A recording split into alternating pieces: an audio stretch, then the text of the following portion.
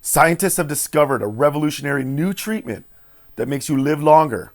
It enhances your memory. It makes you more creative. It makes you look more attractive. It keeps you slim, lowers your food cravings. It even protects you from cancer and dementia.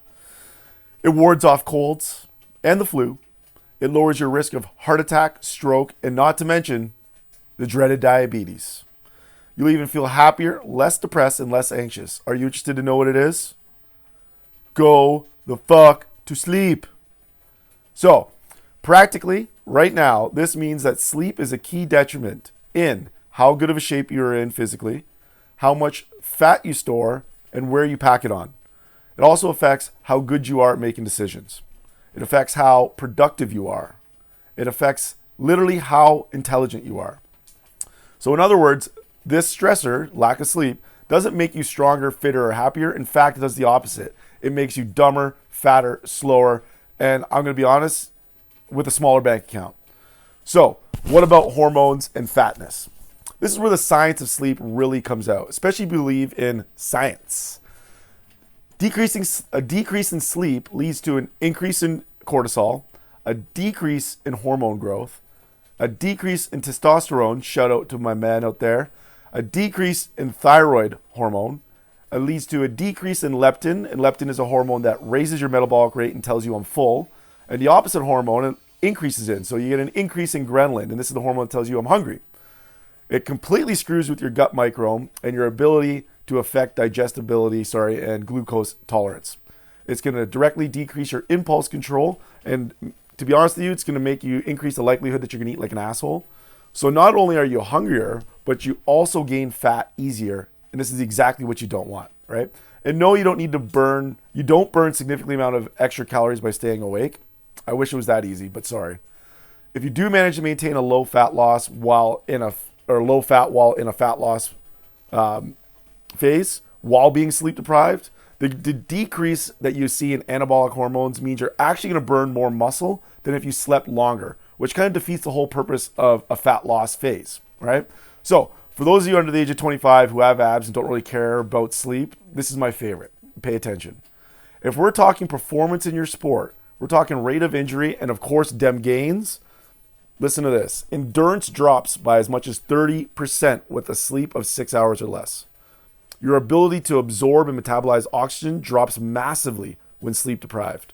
You're weaker, you don't clear metabolic waste as fast, which what we're talking about is your recovery. Your ability to recover is going to be effectively decreased with lack of sleep.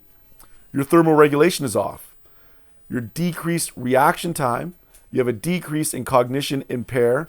So your brain's ability to remember basic motor patterns that you're unconsciously competent at, which is a recipe for injury. One of the most overlooked detriments in successful relationships, be them personal, friendship, career, is the effect on patience and irritability. So I'm sure you've all read enough self-help and self-development books to know about the lizard brain, right? As it turns out, sleep deprivation basically has us performing as a drunk. It pretty much gives us the emotion stability as a drunk as well, right? So the connection between the fancy part of your brain and the lizard part of your brain effectively gets weaker. So you don't have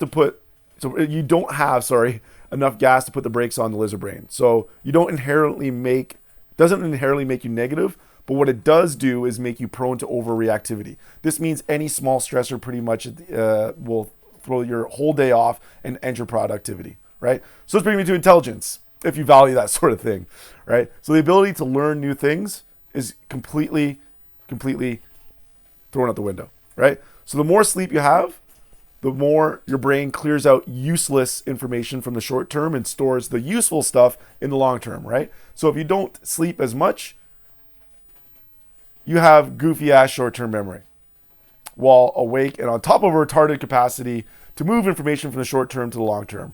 I'm sure you've heard of that statement where it says, sleep on it. Well, there's a reason for that, right? So not only that, what you do manage to learn during a sleep-deprived state, it erodes away each night, even if you get a regular amount of sleep. So your ability to store, learn, and recall information is pretty much cut in half with as little as 2 hours of sleep deprivation. Let that sink in. Do drive this home. Your ability to learn is even impaired with what may fit the definition of suggested sleep duration of 7 to 9 hours. That is to say, you can sleep long enough, but if your sleep is poor quality, you're still doomed to be learning challenged. So this can mean anything that goes in bump in the night that doesn't totally wake you up consciously, but still disturbs you, all the way to sleep apnea, which is literally waking up because of interrupted breathing. You stop breathing. So in other words, if you don't sleep as much or as well, you could be dumber because of it. But I always have to okay, what's the tipping point? So after 15 hours of being awake, your brain starts to fail. After being awake for 19 hours, you're about as functional as a drunk, but you have no idea that you're impaired. After 7 hours of sleep for 10 nights, you operate the same capacity as if you've been awake for 24 hours. Remember, you're about as functional as a drunk after 19 straight hours of being awake. And if anybody's worked shift work or worked in a hospital and had to do a handover after a night shift, you know exactly what I'm talking about. So I'm sure many of you routinely get 6 hours of sleep and consider that good, right? So, and you're probably asking yourself, well, how can you tell me you're sleep deprived? Well, you can't, right? You can't tell if you're sleep deprived. After a matter of weeks of light deprivation, which compounds each night, you actually grow accustomed to feeling this shitty, right? So your lower levels of energy, your reduced performance, all that background levels of stress and your irritability really becomes your new normal. This is why so many people think they can operate at a capacity with 6 or few hours, right?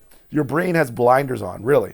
So meanwhile, you're limiting your income, you're turning your organs into tapioca in the process, right? So keep in mind, this shit compounds over time. So not even binge sleeping on the weekends repairs its performance deficits in the short term, right?